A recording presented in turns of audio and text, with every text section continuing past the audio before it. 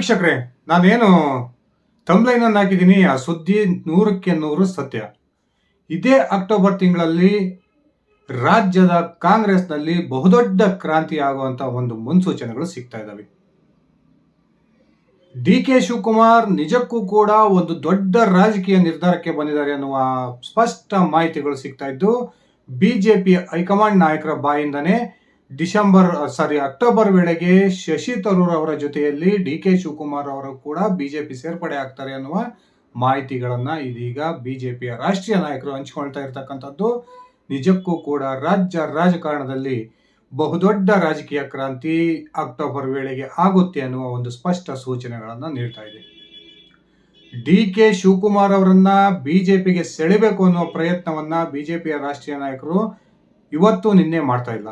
ಸುಮಾರು 10 ವರ್ಷಗಳ ಕಾಲದಿಂದನೂ ಕೂಡ ಡಿ.ಕೆ. ಶಿವಕುಮಾರ್ ಅವರನ್ನ ಬಿಜೆಪಿಗೆ ಸೆಳೆಯೋದ್ರ ಮೂಲಕ ರಾಜ್ಯದಲ್ಲಿ ಬಿಜೆಪಿ ಸ್ವಂತ ಬಲದ ಮೇಲೆ ಅಧಿಕಾರಕ್ಕೆ ತರುವಂತ ಪ್ರಯತ್ನವನ್ನ ಮಾಡಬೇಕು ಅನ್ನುವ ಸಾಕಷ್ಟು ಒಂದು ಪ್ರಯತ್ನಗಳ ನಡುವೆ ಕೂಡ ಡಿ.ಕೆ. ಶಿವಕುಮಾರ್ ಬಿಜೆಪಿಗೆ ರಾಷ್ಟ್ರೀಯ ನಾಯಕರ ಗಾಳಕ್ಕೆ ಬಿದ್ದಿರಲಿಲ್ಲ.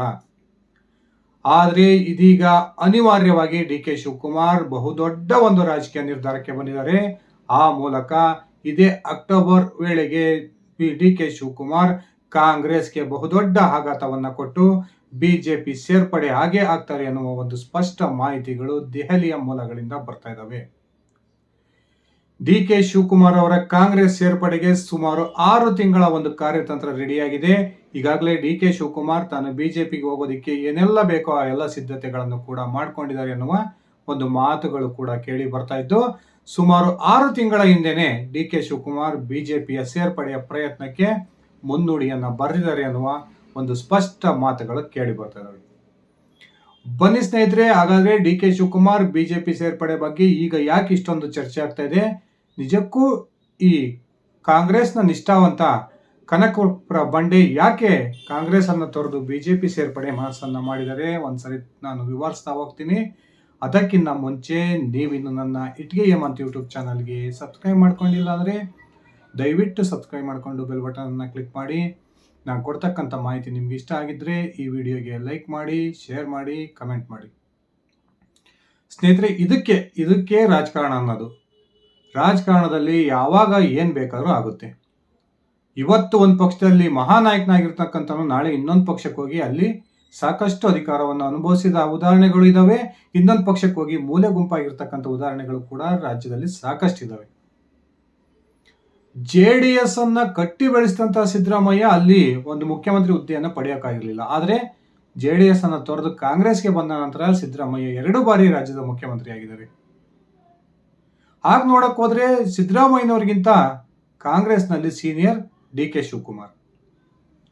ಡಿ.ಕೆ. ಶಿವಕುಮಾರ್ 2023ರಲ್ಲೇ ಕಾಂಗ್ರೆಸ್ ಅಧಿಕಾರಕ್ಕೆ ಬಂದಂತ ಸಂದರ್ಭದಲ್ಲಿ ನಾನೇ ಮುಖ್ಯಮಂತ್ರಿ ಆಗ್ಬೇಕು ಅನ್ನೋ ಪಟ್ಟನ್ನು ಹಿಡಿದಿದ್ರು. ಕೊನೆಗೆ ಕಾಂಗ್ರೆಸ್ ಹೈಕಮಾಂಡ್ ನಾಯಕರು ಈ ಒಂದು ವಿಚಾರಕ್ಕೆ ಮಧ್ಯಪ್ರವೇಶ ಮಾಡಿದರು. ಡಿ.ಕೆ. ಶಿವಕುಮಾರ್ ಮತ್ತೆ ಸಿದ್ದರಾಮಯ್ಯ ನಡುವೆ ಒಂದು ಸಂಧಾನವನ್ನು ಏರ್ಪಡಿಸಿ ತಲಾ 30 ತಿಂಗಳ ಅವಧಿಗೆ ಇಬ್ಬರಿಗೂ ಕೂಡ ಅಧಿಕಾರವನ್ನು ಹಂಚಿಕೆ ಮಾಡಿದರು ಅನ್ನುವ ಮಾತನ್ನ ಡಿ.ಕೆ. ಬಣದ ನಾಯಕರು ಹೇಳ್ತಿದ್ದಾರೆ. ಆದರೆ ಸಿದ್ದರಾಮಯ್ಯ ಬಣದ ನಾಯಕರು ಯಾರೂ ಕೂಡ ಅಧಿಕಾರ ಹಂಚಿಕೆಯ ಮಾತನ್ನ ಒಪ್ಪೋದಿಕ್ಕೆ ತಯಾರಿಲ್ಲ. ಹಾಗಾದ್ರೆ ಡಿ.ಕೆ. ಶಿವಕುಮಾರ್ ಮುಂದಿನ ಹಾದಿ ಏನು? ಹೋಗ್ಲಿ, ಡಿ.ಕೆ. ಶಿವಕುಮಾರ್ ಈ ಅವಧಿ ಅಲ್ಲ ಅಂದ್ರೆ 28ಕ್ಕಾದ್ರೂ ಮುಖ್ಯಮಂತ್ರಿ ಆಗ್ತಾರೋ ಅನ್ನೋದು ನೋಡೋದಾದ್ರೆ ಅದಕ್ಕೂ ಕೂಡ ಸಿದ್ದರಾಮಯ್ಯ ಬಣ ಈಗ ಏನೆಲ್ಲ ಪ್ಲಾನ್ ಮಾಡ್ಕೋಬೇಕು ಆ ಪ್ಲಾನ್ ಅನ್ನ ಮಾಡ್ಕೊಂಡು ರೆಡಿ ಇಟ್ಟಿದೆ. ಈಗಾಗಲೇ ಸಿದ್ದು ಬಣದಲ್ಲಿ ಗುರುತಿಸಿಕೊಂಡಿರ್ತಕ್ಕಂಥ ಅಹಿಂದ ಮಹಾನಾಯಕ, ಉತ್ತರ ಕರ್ನಾಟಕದಲ್ಲಿ ತನ್ನದೇ ಆದಂತಹ ಪ್ರಭಾವವನ್ನು ಹೊಂದಿರತಕ್ಕಂಥ ಸತೀಶ್ ಜಾರಕಿಹೊಳಿ ಸಾಕಷ್ಟು ಬಾರಿ ಬಹಿರಂಗವಾಗಿ ತಾನು 2028ಕ್ಕೆ ಮುಖ್ಯಮಂತ್ರಿ ಕುರ್ಚಿಯ ಆಕಾಂಕ್ಷಿ ಅನ್ನೋದನ್ನ ಹೇಳಿದ್ದಾರೆ. ಡಿ.ಕೆ. ಶಿವಕುಮಾರ್ 28ಕ್ಕೂ ಕೂಡ ಮುಖ್ಯಮಂತ್ರಿ ಆಗಬಾರ್ದು ಅನ್ನುವ ಲೆಕ್ಕಾಚಾರ ಸಿದ್ದರಾಮಯ್ಯ ಬಣದಲ್ಲಿದೆ. ಆ ಕಾರಣಕ್ಕೆ ಡಿ.ಕೆ. ಶಿವಕುಮಾರ್ ನಿಜಕ್ಕೂ ಪಕ್ಷ ಬಿಡ್ತಾರ? ಇಲ್ಲ ಸ್ನೇಹಿತರೆ, ಈ ತಾನು ಮುಖ್ಯಮಂತ್ರಿ ಕುರ್ಚಿ ಸಿಗ್ಲಿಲ್ಲ ಅನ್ನೋ ಒಂದೇ ಕಾರಣಕ್ಕೆ ಡಿ.ಕೆ. ಶಿವಕುಮಾರ್ ಕಾಂಗ್ರೆಸ್ ಅನ್ನ ತೊರೆತಾರೆ ಅನ್ನೋದನ್ನು ನಾನಂತೂ ನಂಬಲ್ಲ. ಆದರೂ ಕೂಡ ಡಿ.ಕೆ. ಶಿವಕುಮಾರ್ ಈಗ ಕಾಂಗ್ರೆಸ್ ಅನ್ನ ತೊರೆದು ಬಿಜೆಪಿ ಸೇರ್ಪಡೆಯ ಒಂದು ಪ್ರಯತ್ನವನ್ನ ಮಾಡಿದರೆ ಆ ಪ್ರಯತ್ನಕ್ಕೆ ತಕ್ಕಂತ ಮುನ್ಸೂಚನೆಗಳನ್ನು ಕೂಡ 5-6 ಬಾರಿ ಡಿ.ಕೆ. ಶಿವಕುಮಾರ್ ಕೊಟ್ಟಿದ್ದಾರೆ. ಸ್ನೇಹಿತರೆ, ಇದೇ ಫೆಬ್ರವರಿಯಲ್ಲಿ ಈಶಾ ಫೌಂಡೇಶನ್ ನಲ್ಲಿ ನಡೆದಂತಹ ಒಂದು ಕಾರ್ಯಕ್ರಮದಲ್ಲಿ ಕೇಂದ್ರ ಸಚಿವ ಹಾಗೂ ಬಿಜೆಪಿ ವರಿಷ್ಠ ಅಮಿತ್ ಶಾ ಅವರ ಜೊತೆ ಡಿ.ಕೆ. ಶಿವಕುಮಾರ್ ಒಂದು ವೇದಿಕೆಯನ್ನು ಹಂಚಿಕೊಳ್ತಾರೆ. ಕಾಂಗ್ರೆಸ್ನ ನಾಯಕರು ಸಾಕಷ್ಟು ವಿರೋಧವನ್ನ ಆ ಕಾರ್ಯಕ್ರಮದಲ್ಲಿ ಡಿ ಕೆ ಶಿವಕುಮಾರ್ ಭಾಗವಹಿಸಿದ್ದಕ್ಕೆ ವ್ಯಕ್ತಪಡಿಸ್ತಾರೆ. ಆದರೂ ಕೂಡ ಡಿ ಕೆ ಶಿವಕುಮಾರ್ ಇದು ಯಾವ್ದಕ್ಕೂ ಡೋಂಟ್ ಕೇರ್. ನನ್ನ ಧರ್ಮ, ನಾನು ಆ ಕಾರ್ಯಕ್ರಮದಲ್ಲಿ ಭಾಗವಹಿಸಿದ್ದೀನಿ, ಇದಕ್ಕೂ ವಿರೋಧ ವ್ಯಕ್ತ ಮಾಡಿದರೆ ನಾನೇನು ಮಾಡೋಕ್ಕಾಗಲ್ಲ, ನಾನು ನನ್ನ ಧರ್ಮವನ್ನು ಪಾಲಿಸಿದ್ದೀನಿ ಅನ್ನುವ ಒಂದು ಓಪನ್ ಸ್ಟೇಟ್ಮೆಂಟ್ ಅನ್ನು ಕೂಡ ಡಿ ಕೆ ಶಿವಕುಮಾರ್ ಕೊಡ್ತಾರೆ. ಅದಾದ ನಂತರ ಕುಂಭಮೇಳ, ಇಡೀ ಕಾಂಗ್ರೆಸ್ ಕುಂಭಮೇಳಕ್ಕೆ ವಿರೋಧವನ್ನು ವ್ಯಕ್ತಪಡಿಸ್ತಾರೆ. ಅದರಲ್ಲೂ ಕೂಡ AICC ಅಧ್ಯಕ್ಷರಾಗಿರ್ತಕ್ಕಂಥ ಮಲ್ಲಿಕಾರ್ಜುನ್ ಖರ್ಗೆ ಅವರು ಕುಂಭಮೇಳಕ್ಕೆ ಯಾರ ಕಾಂಗ್ರೆಸ್ಸಿಗರು ಕೂಡ ಹೋಗಬಾರ್ದು ಅನ್ನುವ ಹೇಳಿಕೆ ಕೊಟ್ಟ ಮರುದಿನವೇ ಡಿ ಕೆ ಶಿವಕುಮಾರ್ ಕುಂಭಮೇಳಕ್ಕೆ ಹೋಗ್ತಾರೆ. ಕುಂಭಮೇಳಕ್ಕೆ ಹೋಗೋದು ಅಷ್ಟೇ ಅಲ್ಲ, ಆ ಕುಂಭಮೇಳದ ಒಂದು ವ್ಯವಸ್ಥೆ ಯಾವ ರೀತಿ ಮಾಡಿದ್ರು ಅದನ್ನೆಲ್ಲ ಆಡಿ ಹೊಗಳುತ್ತಾರೆ. ಈ ಸಂದರ್ಭದಲ್ಲೂ ಕೂಡ ಡಿ ಕೆ ಶಿವಕುಮಾರ್ ತಮ್ಮ ಸ್ವಪಕ್ಷಕ್ಕೆ ಒಂದು ರೀತಿಯ ಶಾಕ್ ಅನ್ನು ಕೊಟ್ಟಿದ್ರು ಅಂದ್ರೆ ತಪ್ಪಾಗೋದಿಲ್ಲ. ಅದೇ ಅಲ್ಲದೆ ಡಿ ಕೆ ಶಿವಕುಮಾರ್ ಸಾಕಷ್ಟು ಬಾರಿ ಒಂದು ಸಂಘ ಪರಿವಾರದ ಪರವಾಗಿ, ಹಿಂದುತ್ವದ ಪರವಾಗಿ ತಮ್ಮ ಮಾತುಗಳನ್ನ ಆಡ್ತಾನೆ ಬಂದಿದ್ದಾರೆ. ಇದೆಲ್ಲವೂ ಕೂಡ ಡಿ ಕೆ ಶಿವಕುಮಾರ್ ಬಿಜೆಪಿ ಸೇರ್ಪಡೆ ಆಗ್ತಾರೆ ಅನ್ನೋದಕ್ಕೆ ಮುನ್ಸೂಚನೆ. ಸ್ನೇಹಿತರೆ, ಇತ್ತೀಚೆಗೆ ಏನು ಧರ್ಮಸ್ಥಳ ಕೇಸ್ನ ವಿರುದ್ಧವಾಗಿ ಸರ್ಕಾರ SIT ಅನ್ನು ರಚಿಸಿದೆ. ಆ SIT ರಚನೆಯನ್ನ ಕುರಿತು ಸಿದ್ದರಾಮಯ್ಯ ಸರ್ಕಾರವೇ ಈ SIT ಅನ್ನು ರಚಿಸಿದ್ರು ಕೂಡ ಅದನ್ನ ಸಮರ್ಥನೆ ಮಾಡ್ಕೊಳ್ಬೇಕಾಗಿದ್ದಂತ ಡಿ ಕೆ ಶಿವಕುಮಾರ್ ಸದನದಲ್ಲಿಯೇ ಈ ಒಂದು ಧರ್ಮಸ್ಥಳದ ಕೇಸ್ನ ವಿರುದ್ಧ ಮಾತಾಡ್ತಾರೆ. ಧರ್ಮಸ್ಥಳದ ಧರ್ಮಾಧಿಕಾರಿ ಪರವಾಗಿ ನಾವಿರ್ತೀವಿ, ಮಂಜುನಾಥನ ನಂಬಿಕೆ, ನಾನು ಯಾವಾಗಲೂ ಕೂಡ ಮಂಜುನಾಥನ ಒಬ್ಬ ಭಕ್ತ ಅನ್ನುವ ಹೇಳಿಕೆಯನ್ನು ಕೊಡೋದ್ರ ಮೂಲಕ ಈ ಒಂದು ಧರ್ಮಸ್ಥಳದ ಧರ್ಮಾಧಿಕಾರಿಗಳ ವಿರುದ್ಧದ ಕೇಸ್ನ ಹಿಂದೆ ದೊಡ್ಡ ಷಡ್ಯಂತ್ರ ಆಗಿದೆ. ಒಂದು ಸೂಕ್ತ ಸಮಯದಲ್ಲಿ ಯಾರು ಈ ಒಂದು ಷಡ್ಯಂತ್ರವನ್ನು ಮಾಡಿದ್ದಾರೆ ಅನ್ನೋದು ಬಹಿರಂಗ ಪಡಿಸ್ತೀನಿ ಅನ್ನುವ ಹೇಳಿಕೆಯನ್ನು ಕೊಡ್ತಾರೆ. ಅದಷ್ಟೇ ಅಲ್ಲದೆ ನಿನ್ನೆ ಏನು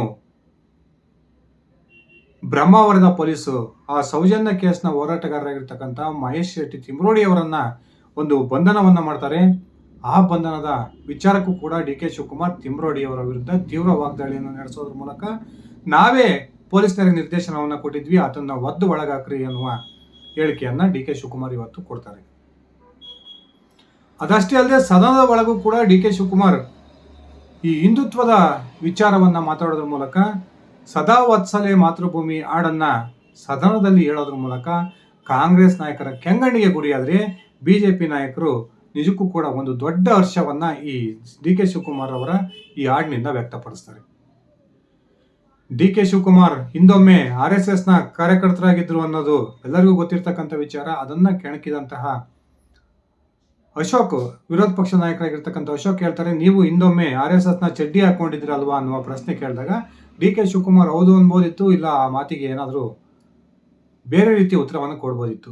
ಆದರೆ ಡಿ ಕೆ ಶಿವಕುಮಾರ್ ತನ್ನೊಂದಿಗೆ RSS ನ ನಂಟು ಯಾವ ರೀತಿ ಇದೆ ಅನ್ನೋದನ್ನ ಪಡಿಸೋದಕ್ಕೋಸ್ಕರ ಸದಾ ವತ್ಸಲೆ ಮಾತೃಭೂಮಿ ಅನ್ನುವ ಹಾಡನ್ನ ಹೇಳೋದ್ರ ಮೂಲಕ ಕಾಂಗ್ರೆಸ್ ನಾಯಕರಿಗೆ ಟಾಂಗ್ ಕೊಡ್ತಕ್ಕಂಥ ಪ್ರಯತ್ನವನ್ನ ಮಾಡ್ತಾರೆ.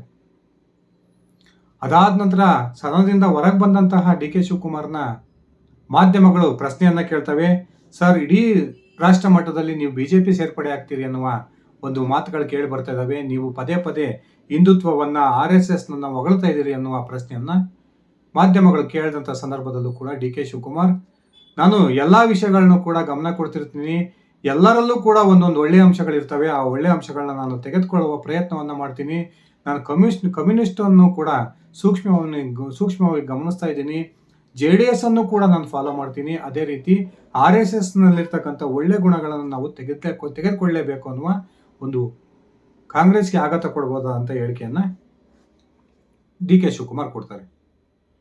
ಇಷ್ಟೆಲ್ಲ ಬೆಳವಣಿಗೆಗಳ ನಡುವೆ ಇನ್ನೊಂದು ಡಿ ಕೆ ಶಿವಕುಮಾರ್ ವಿರುದ್ಧ ಇರತಕ್ಕಂಥ ಅಕ್ರಮ ಹಣ ವರ್ಗಾವಣೆಯ ಕೇಸು ಹಾಗೂ ಇತರ ಕೇಸು, ಈಗಾಗಲೇ ED ಒಂದು ಸುಪರ್ದಿನಲ್ಲಿ ಕೇಸ್ಗಳಿದ್ದಾವೆ. IT ಕೂಡ ಶಿವಕುಮಾರ್ ಮೇಲೆ ಪದೇ ಪದೇ ಒಂದು ದಾಳಿಯನ್ನು ನಡೆಸ್ತಾ ಇದೆ. ಈ ಅನೇಕ ಕೋರ್ಟ್ಗಳಲ್ಲಿ ಡಿ ಕೆ ಶಿವಕುಮಾರ್ ವಿರುದ್ಧ ಸಾಕಷ್ಟು ಕಾನೂನು ತೊಡಕುಗಳಿರೋದ್ರಿಂದ ಅವರ ಮಗಳು ಐಶ್ವರ್ಯ ಕೂಡ ಈ ಹಿಂದೆನೇ ಡಿ ಕೆ ಶಿವಕುಮಾರ್ಗೆ ನೀವು ಬಿಜೆಪಿ ಸೇರಿ ಅನ್ನುವ ಒತ್ತಾಯವನ್ನು ಮಾಡಿದ್ರು ಅನ್ನುವ ಮಾತುಗಳು ಕೇಳಿ ಬರ್ತವೆ. ಇದಿಷ್ಟೇ ಅಲ್ಲದೆ ಡಿ ಕೆ ಶಿವಕುಮಾರ್ ಕಳೆದ 6 ತಿಂಗಳಿಂದ ನಿರಂತರವಾಗಿ ಬಿಜೆಪಿ ರಾಷ್ಟ್ರೀಯ ನಾಯಕರ ಸಂಪರ್ಕದಲ್ಲಿದ್ದಾರೆ ಅನ್ನುವ ಒಂದು ಸುದ್ದಿಯನ್ನು ನಾನು ಹಿಂದೆನೇ ನಿಮಗೆ ಹೇಳಿದ್ದೆ ಸ್ನೇಹಿತರೆ. ಬಿಜೆಪಿಯ ರಾಷ್ಟ್ರ ಮಟ್ಟದ ನಾಯಕರಾಗಿರ್ತಕ್ಕಂಥ ಅಮಿತ್ ಶಾ, ನರೇಂದ್ರ ಮೋದಿ ಹಾಗೂ ರಾಜನಾಥ್ ಸಿಂಗ್ ಅವರ ನಿರಂತರ ಸಂಪರ್ಕದಲ್ಲಿ ಡಿ ಕೆ ಶಿವಕುಮಾರ್ ಇದ್ದಾರೆ. ಒಂದು ವೇಳೆ ಡಿ ಕೆ ಶಿವಕುಮಾರ್ ಅಂದ್ಕೊಂಡಂತೆ ಅಕ್ಟೋಬರ್ ಅಥವಾ ನವೆಂಬರ್ ವೇಳೆಗೆ ಅಧಿಕಾರ ಹಂಚಿಕೆ ಆಗದೆ ಹೋಗಿ ಕಾಂಗ್ರೆಸ್ ಹೈಕಮಾಂಡ್ ಅಧಿಕಾರ ಹಂಚಿಕೆ ಬಗ್ಗೆ ತಲೆ ಕೆಡಿಸ್ಕೊಳ್ಳದೆ ಹೋದರೆ ಡಿ ಕೆ ಶಿವಕುಮಾರ್ 100ಕ್ಕೆ 100, ಇದರಲ್ಲಿ ಯಾವುದೇ ಹಿಂಜರಿಕೆ ಇಲ್ಲ, 100ಕ್ಕೆ 100 ಬಿಜೆಪಿ ಸೇರ್ಪಡೆ ಆಗ್ತಾರೆ ಅನ್ನುವ ಮಾತುಗಳು ಕೂಡ ಕೇಳಿ ಬರ್ತಾ ಇದ್ದಾವೆ. ಇನ್ನೊಂದು ಕಡೆ ಡಿ ಕೆ ಬೆಂಬಲಿಗ ಕಾಂಗ್ರೆಸ್ನ ಶಾಸಕರು ಕೂಡ ಅದರ ಮುನ್ಸೂಚನೆಯನ್ನ ಕೊಡ್ತಾ ಇದ್ದಾರೆ. ಮೊನ್ನೆ ತಾನೇ ಮೂಡಿಗೆರೆ ಶಾಸಕಿ ನಯನ ಮೋಟಮ್ಮ ಒಂದು ಕೇಸರಿ ಶಾಲನ್ನ ಹಾಕೊಳ್ಳೋದ್ರ ಮೂಲಕ ಒಂದು ಗಣೇಶ ಧ್ವಜಸ್ತಂಭದ ಸ್ಥಾಪನೆಗೆ ಉದ್ಘಾಟನೆಗೆ ಹೋಗಿದ್ರು. ಅವರ ಹಿಂಬಾಲಕ ಶಿವಗಂಗಾ ಬಸವರಾಜ್ ಕೂಡ ಧರ್ಮಸ್ಥಳ ಕೇಸ್ನ ವಿಚಾರವಾಗಿ ಧರ್ಮಾಧಿಕಾರಿಗಳ ವಿರುದ್ಧ ಬ್ಯಾಟ್ ಬೀಸೋದ್ರ ಮೂಲಕ ಡಿ ಕೆ ಶಿವಕುಮಾರ್ ಅವರ ನಿಲುವು ಏನಾಗಿದೆ ಅನ್ನೋದನ್ನು ಸ್ಪಷ್ಟಪಡಿಸಿದ್ರು. ಸ್ನೇಹಿತರೆ, ಇಷ್ಟೆಲ್ಲ ಬೆಳವಣಿಗೆಗಳು ರಾಜ್ಯದಲ್ಲಿ ನಡೀತಾ ಇದ್ದಾವೆ. ಒಂದು ಕಡೆ ಡಿ ಕೆ ಶಿವಕುಮಾರ್ ಅವರನ್ನು ಮುಖ್ಯಮಂತ್ರಿ ಮಾಡಲೇಬಾರದು ಅನ್ನುವ ಒಂದು ಪ್ರಯತ್ನಕ್ಕೆ ಸಿದ್ದರಾಮಯ್ಯ ಬಣ ಕೈ ಹಾಕಿದೆ. ಡಿ ಕೆ ಶಿವಕುಮಾರ್ ಕೂಡ ಈಗ ಅನಿವಾರ್ಯವಾಗಿ ಒಂದು ರಾಜಕೀಯ ನಿರ್ಧಾರವನ್ನು ತೆಗೆದುಕೊಳ್ಳಲೇಬೇಕಾದಂತಹ ಇಕ್ಕಟ್ಟಿನ ಪರಿಸ್ಥಿತಿಯಲ್ಲಿದ್ದಾರೆ. ಆ ಕಾರಣಕ್ಕೆ ಈಗಾಗಲೇ ತಮಗಿರ್ತಕ್ಕಂಥ ಎಲ್ಲ ಆಪ್ಷನ್ಗಳನ್ನು ಕೂಡ ಡಿ ಕೆ ಶಿವಕುಮಾರ್ ಓಪನ್ ಆಗಿಟ್ಟಿದ್ದಾರೆ ಅನ್ನುವ ಒಂದು ಮಾಹಿತಿಗಳು ಸಿಗ್ತಾ ಇದ್ದು, ಅಕ್ಟೋಬರ್ ಅಥವಾ ನವೆಂಬರ್ ವೇಳೆಗೆ, ಬಹುತೇಕ ಅಕ್ಟೋಬರ್ ಕೊನೆಯ ಭಾಗಕ್ಕೆ ಡಿ ಕೆ ಶಿವಕುಮಾರ್ ಮಹತ್ವದ ರಾಜಕೀಯ ನಿರ್ಧಾರವನ್ನು ತೆಗೆದುಕೊಳ್ತಾರೆ. ಆ ಮೂಲಕ ಬಿಜೆಪಿ ಸೇರ್ತಾರೆ ಅನ್ನುವ ಒಂದು ಮಾಹಿತಿಗಳು ಡಿ ಕೆ ಆಪ್ತ ಬಳಗದಿಂದ ಕೇಳಿ ಬರ್ತಾ ಇದ್ದಾವೆ. ಸ್ನೇಹಿತರೆ, ನಿಮ್ಮ ಅಭಿಪ್ರಾಯದ ಪ್ರಕಾರ ಅತ್ಯಂತ ಪಕ್ಷನಿಷ್ಠನಾಗಿರ್ತಕ್ಕಂಥ, ಪಕ್ಷದ ಏಳಿಗೆಗೆ ತನು ಮನ ಧನ ಸಹಕಾರವನ್ನು ನೀಡಿ ರಾಜ್ಯದಲ್ಲಿ ಪಕ್ಷವನ್ನು ಅಧಿಕಾರಕ್ಕೆ ತಂದಿರತಕ್ಕಂಥ ಡಿ ಕೆ ಶಿವಕುಮಾರ್ ನಿಜಕ್ಕೂ ಕೂಡ ಕಾಂಗ್ರೆಸ್ ಅನ್ನು ತೊರೆದು ಬಿಜೆಪಿ ಸೇರ್ಪಡೆ ಆಗ್ತಾರಾ, ಅಥವಾ ಇಷ್ಟು ವರ್ಷ ಬಿಜೆಪಿ ನಾಯಕರು ಏನು ಡಿ ಕೆ ಶಿವಕುಮಾರ್ ಅವರ ಬಿಜೆಪಿ ಸೇರ್ಪಡೆಗೆ ಪ್ರಯತ್ನವನ್ನು ಮಾಡಿದ್ರು, ಯಾವ ರೀತಿ ವಿಫಲವಾಗಿತ್ತೋ ಅದೇ ರೀತಿಯ ಒಂದು ವಿಫಲತೆ ಈಗಲೂ ಕೂಡ ಆಗುತ್ತಾ? ದಯವಿಟ್ಟು ನಿಮ್ಮ ವೈಯಕ್ತಿಕ ಅಭಿಪ್ರಾಯವನ್ನು ಕಮೆಂಟ್ ಮಾಡಿ. ಇದಿಷ್ಟಾಗಿತ್ತು ನನ್ನ ಇವತ್ತಿನ ಈ ವಿಡಿಯೋ. ನಾನು ಕೊಟ್ಟಿರ್ತಕ್ಕಂಥ ಮಾಹಿತಿ ನಿಮ್ಗೆ ಇಷ್ಟ ಆಗಿದ್ದರೆ ಈ ವಿಡಿಯೋಗೆ ಲೈಕ್ ಮಾಡಿ, ಶೇರ್ ಮಾಡಿ, ಕಮೆಂಟ್ ಮಾಡಿ. ನೀವಿನ್ನು ನನ್ನ ಇಟ್ಕೆಎಂ ಅಂತ ಯೂಟ್ಯೂಬ್ ಚಾನಲ್ಗೆ ಸಬ್ಸ್ಕ್ರೈಬ್ ಮಾಡ್ಕೊಂಡಿಲ್ಲ ಅಂದರೆ ದಯವಿಟ್ಟು ಸಬ್ಸ್ಕ್ರೈಬ್ ಮಾಡಿಕೊಂಡು ಬೆಲ್ ಬಟನನ್ನು ಕ್ಲಿಕ್ ಮಾಡಿ. ಧನ್ಯವಾದಗಳು ಸ್ನೇಹಿತರೆ, ಶುಭ ದಿನ.